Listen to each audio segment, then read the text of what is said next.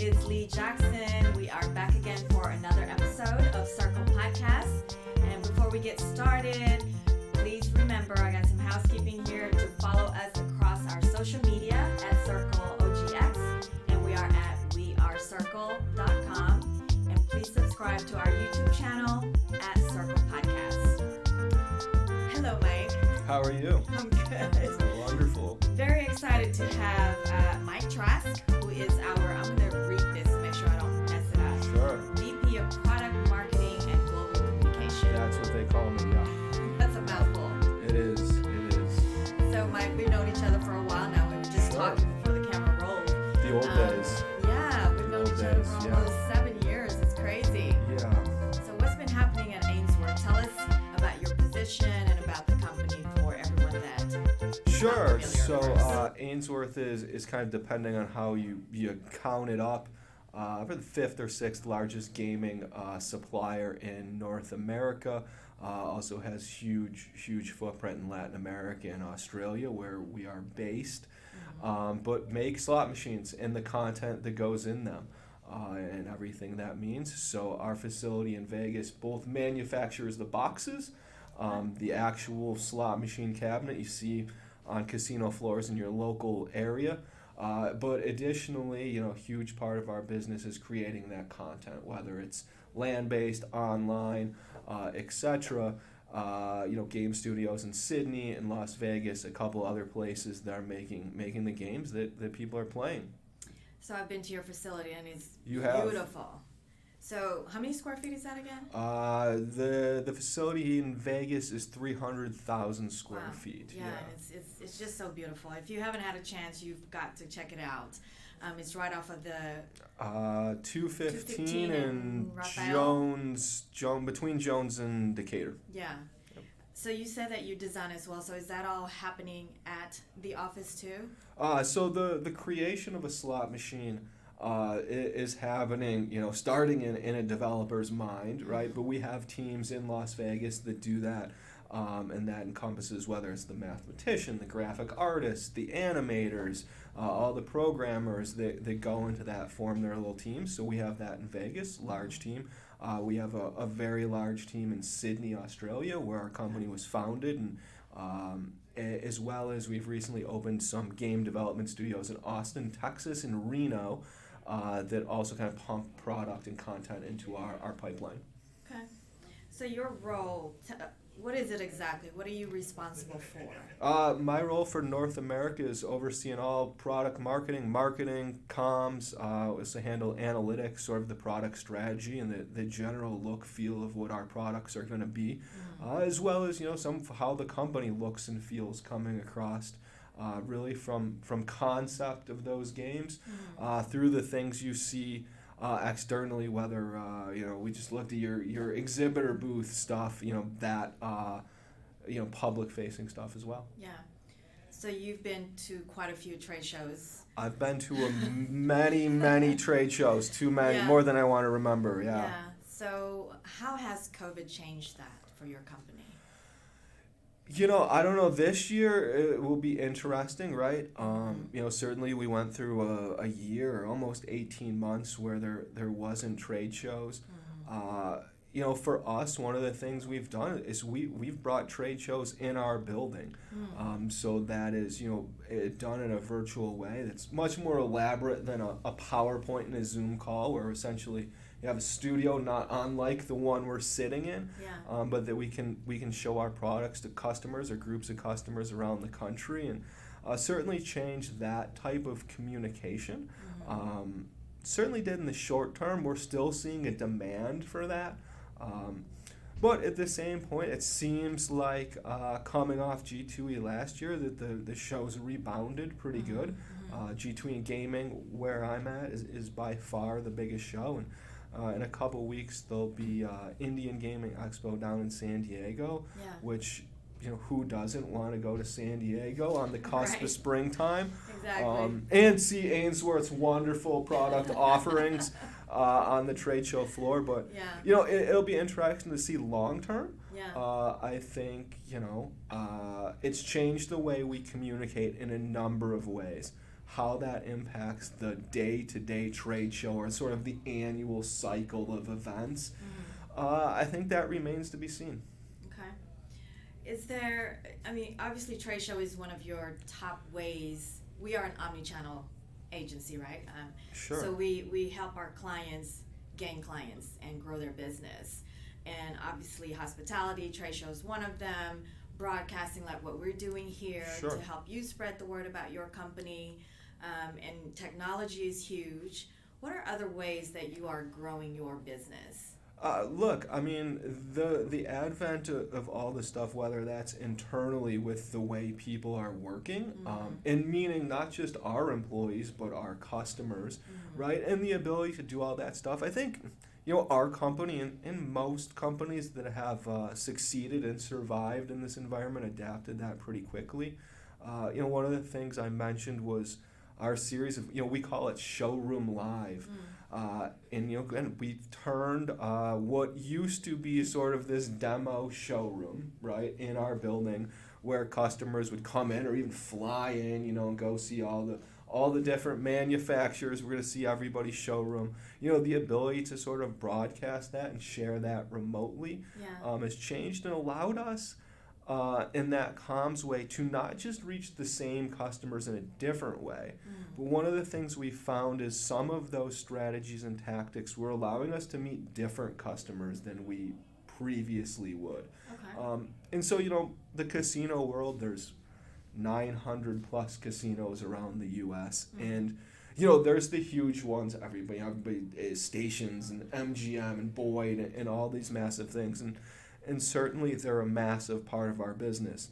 But hidden away all over the place, so to speak, is all these little properties and tribally owned ventures and so forth that likely don't have the budget to be flying to and from Las Vegas and staying at the Venetian down there for G2 partying with you, Lisa, and being able to reach them in some of those ways, even from a trade show floor, having that ability to sort of broadcast from the floor and bring in people who couldn't make that trip. I think that's been interesting. The way casinos do business sort of has stabilized, but there's differences there that everybody's sort of adapted to over the last couple of years. Okay. What are your top 3 games?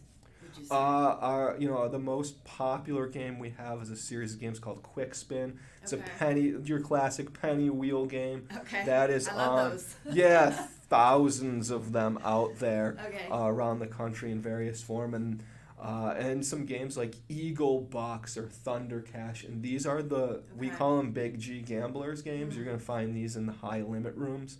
They've been out for 7-8 years in some cases and are constantly on these industry top 25 lists and all this stuff. Those would be some of the things we're most known for in the casino industry, and working hard, to try to add to that library with some stuff. We just released a game called Treasure Spirits that's done pretty well for us, and a variety of other content aiming at what is a very competitive marketplace. Where can I find that game? You can find Treasure Spirits in quite a few places in Las Vegas. I'm not going to stop dropping customer names. I got to put it everywhere before I start telling you. Okay. So your business, is it mainly B2B, or do you think about how you can maybe gain popularity of your games with the customers, right? B2C. Well, it's twofold. I mean, our P&L at the end of the day is going to be based on B2B.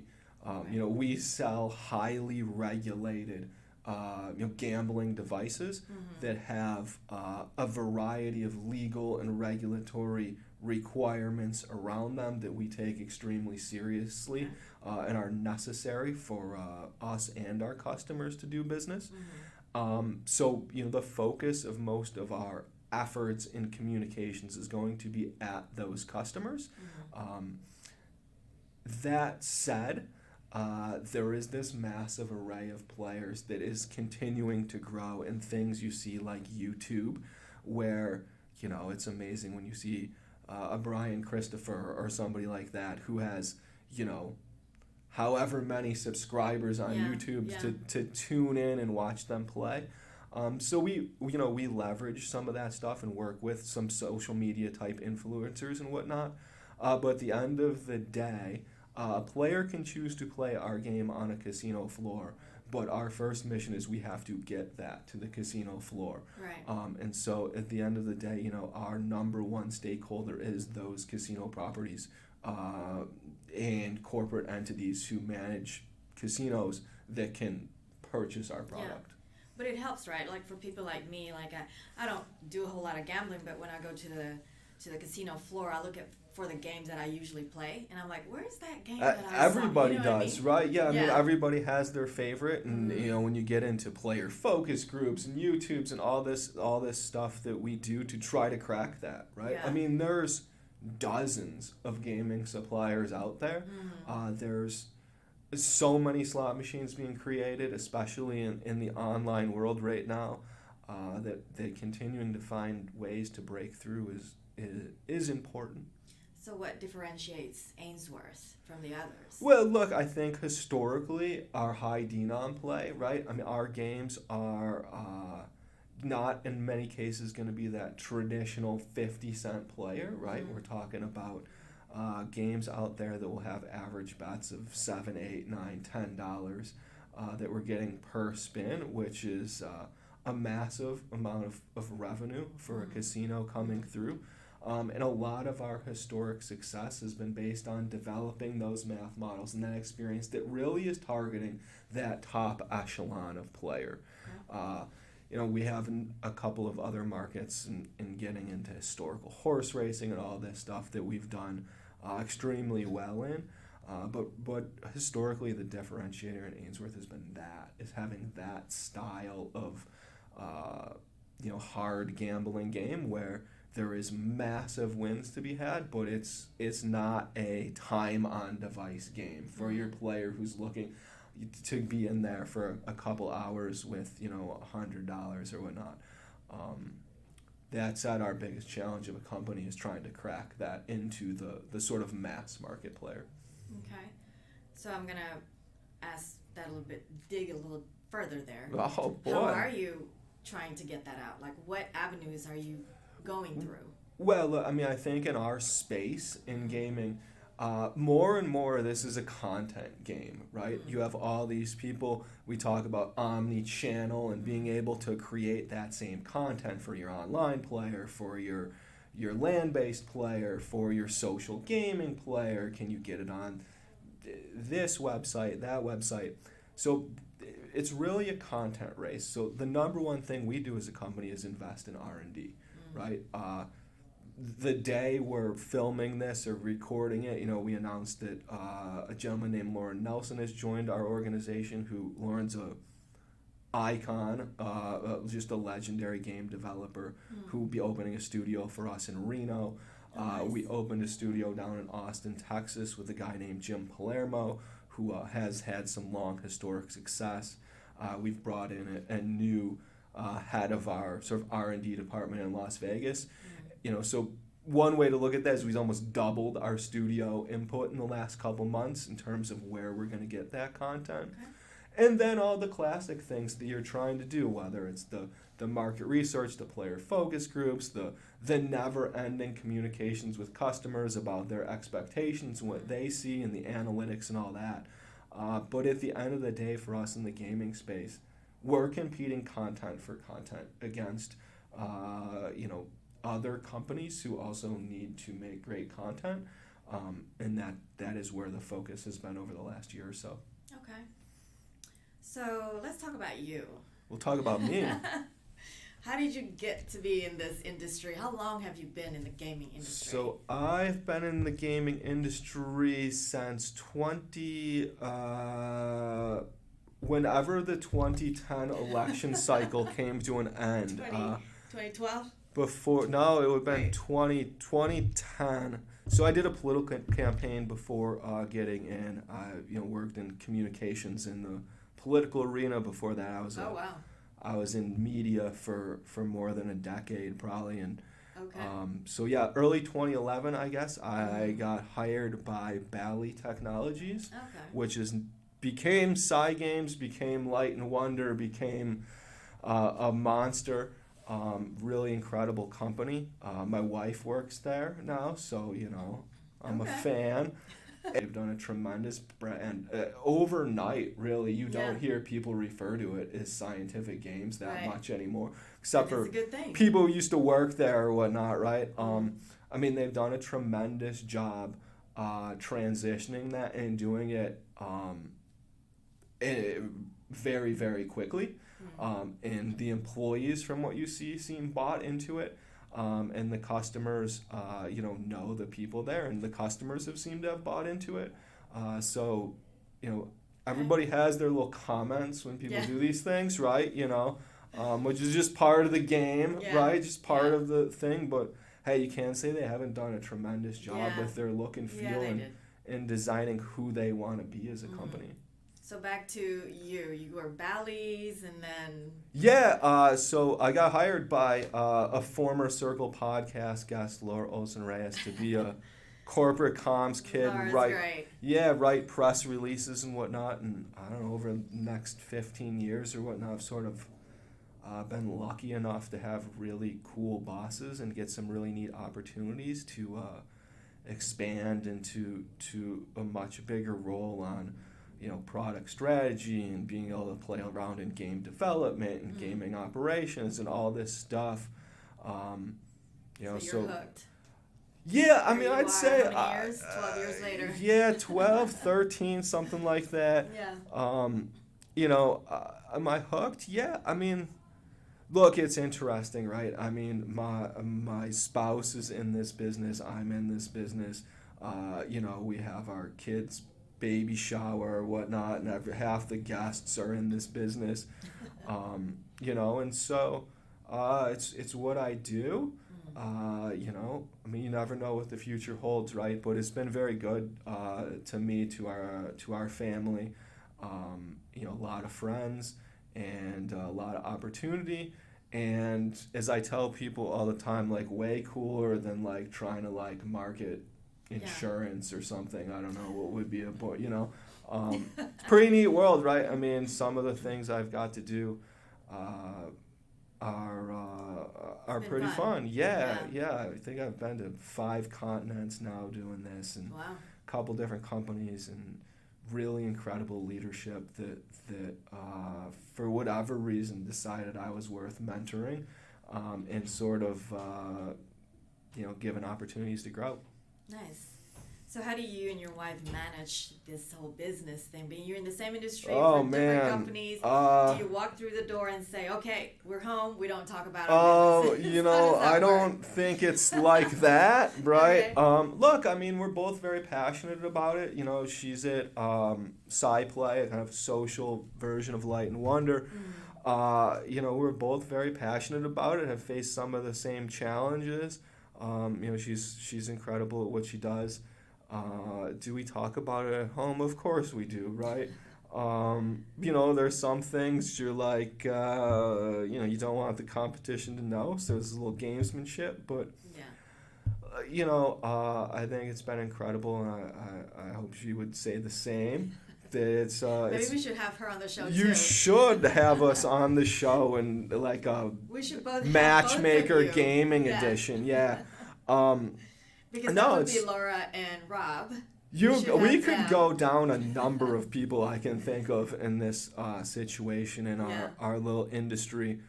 I think it generally positive. There's days where the last thing you want to talk about at 9:30 at night after our daughter's to bed is slot machine performance. Exactly. Yeah. But generally, we're very blessed, and this industry is a big part of what's given us the opportunities and allowed us to kind of have the life we have. Yeah.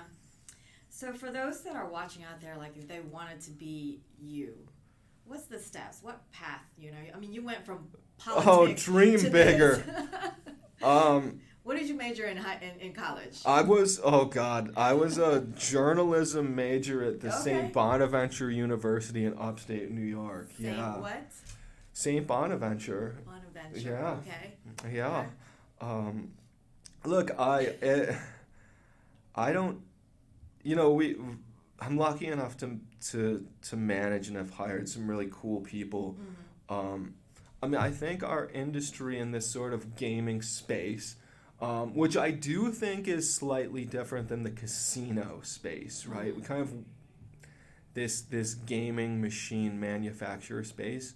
It's gonna be, especially at a company like Ainsworth, it's gonna be what you make of it.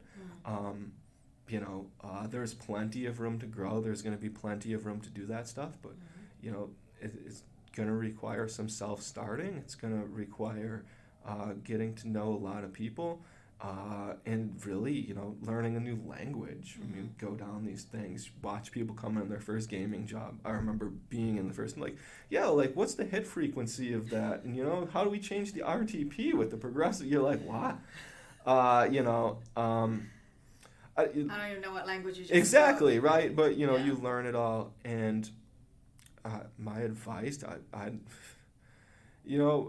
it's gonna be what you make of it, and you see a lot of people who are very hardworking and smart and intelligent and street smart, be very successful in this space. I can't think of many other places that they're going to offer that kind of opportunity to move. Okay. So let's talk about the shows, right? Indian Gaming is coming, Live G2E, and you've been to,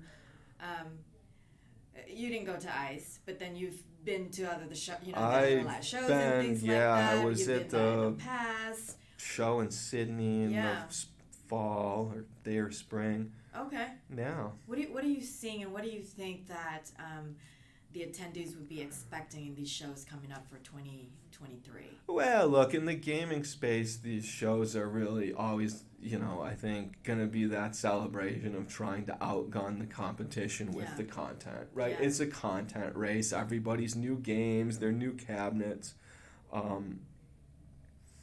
Anything that would stand out that's like out of the ordinary, you think? Well, gee, I don't know. I'll know it when I see it, right? I mean, somebody always has some cabinet, whether it's the, a couple years ago, Aristocrat doing the cabinet that went all the way overhead, or a variety of tech like that seems to always sort of be a wow factor. At the end of the day, most of my team and the sort of game development guys I'm working with on a daily basis are really looking at play mechanics and how people are changing their bet configurations and things like that. The shows continue to be important for that launch, for that communications of who you are, whether it's to customers. I think an underrated thing of communication to shows is how it's portraying your company to your own employee base, and how much you believe in yourself. And also underrated that doesn't get talked about a lot in the cycle is the investor community, right? I mean, they're all there looking at the new stuff and seeing who looks like they're going to trend upwards. What are we going to see this year? Who knows? I know you'll have a fun booth from Ainsworth. You'll have a bunch of new games. Time will tell. I do think it's been interesting to see how the products have changed and what people spend on over the years. Seems like a lot less. I mean, my goodness, I remember years where there's Pitbull concerts and Tim McGraw's coming from the ceiling and the Batmobiles driving by, and that sort of thing has seemed to have cooled a little bit, as well as culture's tamed the behavior a little bit. It's probably changed the vibe of some of the shows.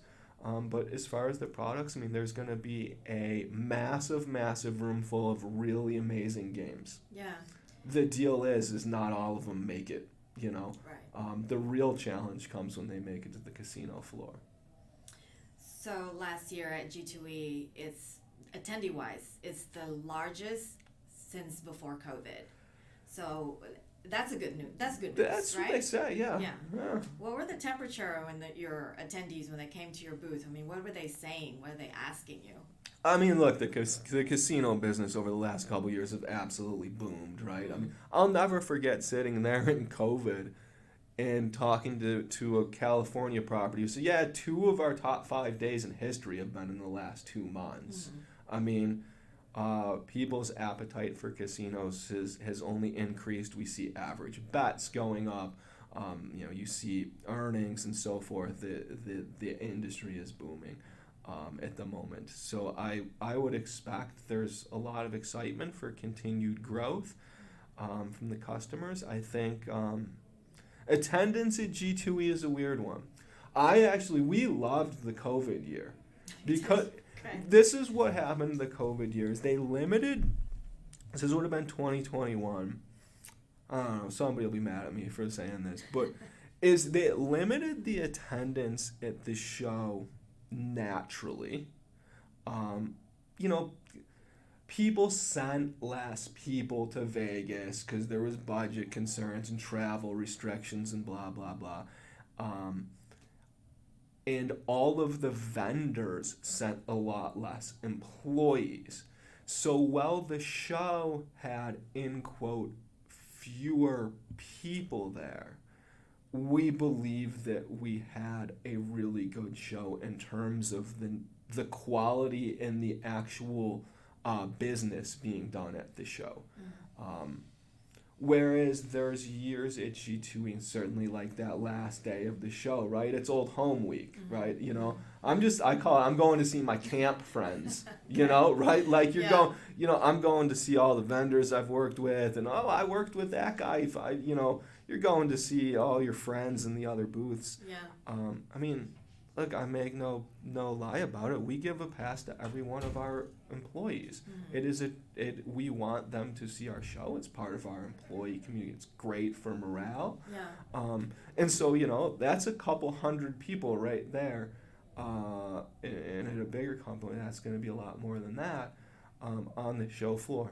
That's great for the industry. It is awesome. I think everybody who's in the industry should have a chance to see a G2E and see what this is.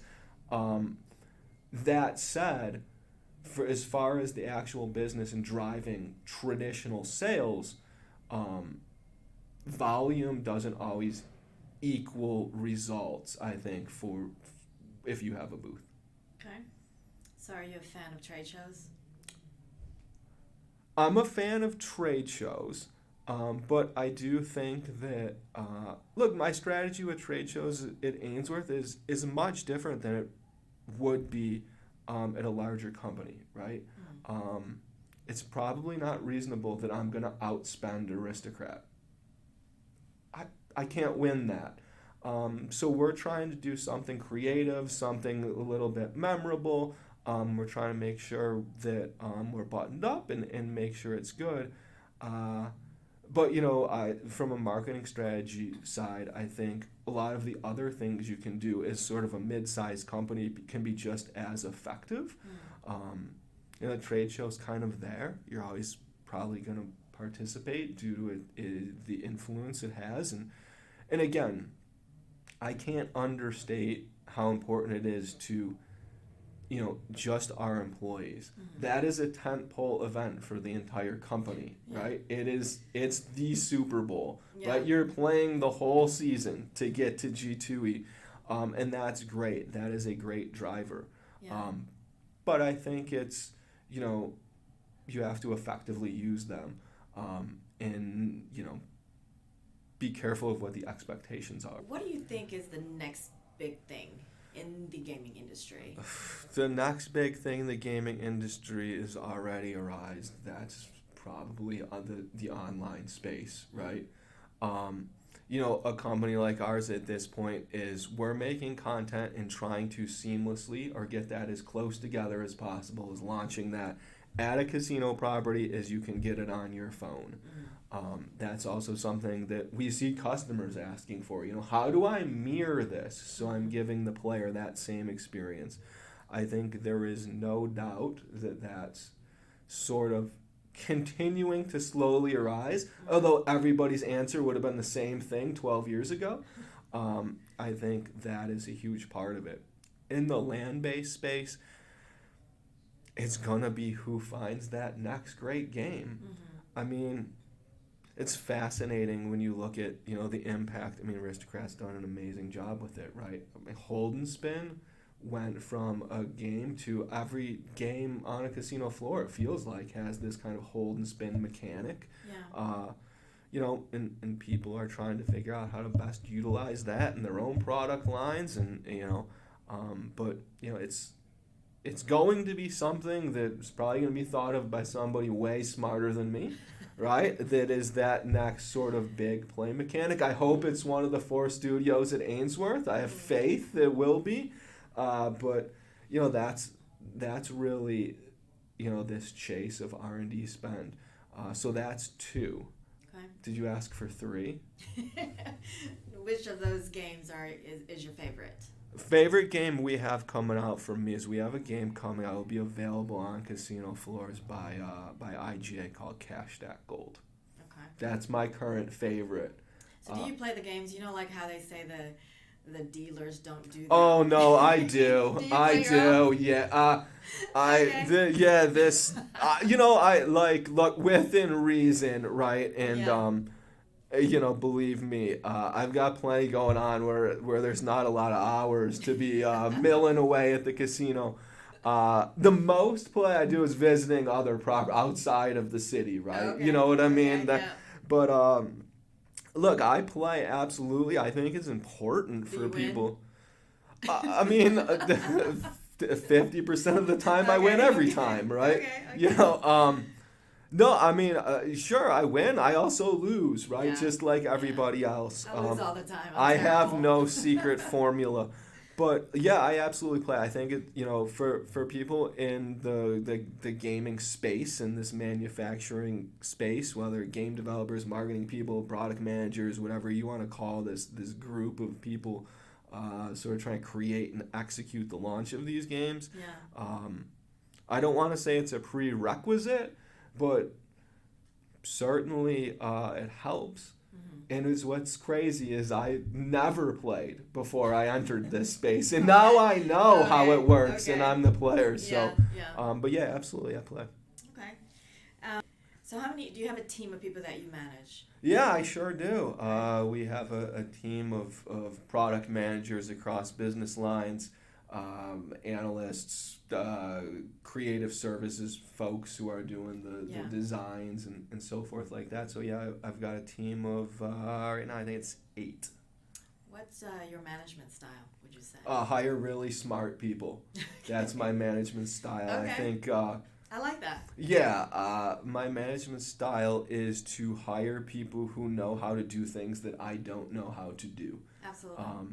And trust them to do it, right? Yeah, within reason. Yeah. But yeah, absolutely. I mean, I've been lucky to hire some really, really cool people. You know, some of them have been working with for years. Some of them now with me on the second company together. Okay. But absolutely, I think the number one thing I look for is a skill set, and often even a personality fit that is sort of dissimilar to myself. We don't need another me. Mm-hmm. I also think that, you know, attitude is everything, and the right person who's a go-getter and has the right attitude, you know, it's a 10 out of 10 in that, and maybe a 5 or 6 on skill sets, I will take every time over the 10 in skill set and the, you know, 4 or 5 in attitude. Because this business is going to be very relationship driven. It's going to be, you know, they don't teach you how to manage a slot machine anywhere. Yeah. You sort of have to figure it out and have an intuition of how it all kind of comes together. So, you know, it's interesting. The last couple hires we've made have been like those things where it's like, yep, within 2 minutes, you're like, yeah, that's the person. Like, we don't, like, That's good. I also get really good recommendations at home from the wife, so I don't know. Okay. Well, that's good. Yeah, no, attitude and a skill set that fits something we don't have in our group. I think that's really important, attitude and skill set. I mean, that combination is sometimes rare. Yeah, what else know? is there really? But Yeah. I mean, I can't stress enough. I've made the mistake, right, of hiring somebody who's like really good at what I do. Mm. That doesn't help the company or our Right. department, Right. right? And so, you know, usually what I'm looking for is, somebody smarter in the tech world and so forth who can do that. So, yeah, I'm a it's been firm cool. believer of being surrounding yourself with people that are smarter than you. Well, For sure. yeah, you're not going to be successful if you don't. So. Yeah, exactly. So, do you have an internship program at Ainsworth? We haven't done a formal one, but certainly we've sponsored a number of things with UNLV over the years, and we always have summer interns in. We got a couple in right now. Actually, I guess it's not summer, but Okay. we've got a couple young folk in now, and yeah, we do a little bit of that. Okay. So, for those watching right now, how can they get a hold of you and connect with you? Um, our best thing is LinkedIn. Okay. Everything is on LinkedIn in the gaming space. It feels like Ainsworth Game Technology. It's pretty easy to find. You'll see all the posts there. Your website? agtslots.com. Okay. We're also, YouTube is huge in the slot space, and we're Ainsworth North America on YouTube. Okay. Everything else, I wish I could say we were more involved, but our number one things is our reaching our customers is been LinkedIn, Yeah. and number one thing in that sort of social media space for players has been YouTube. Okay, perfect. So before we leave, I always like to ask. Because you said that, I wanted to ask one more thing. How do you stay ahead of the game? Like, how do you stay ahead of your competition? Like, are there things that you're doing that you would say is, it's hard, right? Everybody's fighting for the same customers and the same audience. Look. Like you yourself, like how do you continue to educate But yourself? look, from myself, that's a great question. Look, I think at a company like Ainsworth or in any company, you can never stop growing and learning some new things. We work in a culture, or I hope that I manage a culture where, it's not my job, is like not part of the job description. So we get to be involved in a lot of different things day to day. And again, being surrounded by really, really smart people that you can learn from. As far as staying ahead for Ainsworth and sort of the marketing commercial world, I think it's been and continues to be important for us is we're not gonna outspend the larger companies that we're trying to get closer to. We have to be really smart in how we choose to do things, and whether that is our HHR product or the way we do a showroom live type thing, or how we manage a trade show, down to how we launch test banks at casinos. We have to be strategic and make sound decisions that have reasoning behind them, because we can't chase the competition directly. We have to do something unique and remember who we are and what we have to offer, as opposed to trying to make the same game that's already been made and do it better, because that's a tall task. That was perfect. Thank you. I'll have to listen to it so really I good. remember if that's smart or not. You're going to be able to listen to this, and I thought that was a great answer. That was very nice. Yeah. Thank you. Thank you. Appreciate you having here. It was really My good. pleasure. Reconnecting and talking to you and learning Absolutely. more about Ainsworth, and best of luck and you have to have wishes. Mrs. Trask on next. Okay, I will. Couples edition. Yes, I think that would be a great episode. I think that'll be your number one episode for sure. Yeah, for sure. Make sure you ask her. I will. Okay. So thank you all again for watching and tuning in. Please don't forget to subscribe to our YouTube channel. That's at Circle Podcast, and follow us across our social media at Circle OGX. With that said, thank you, and we'll see you next time.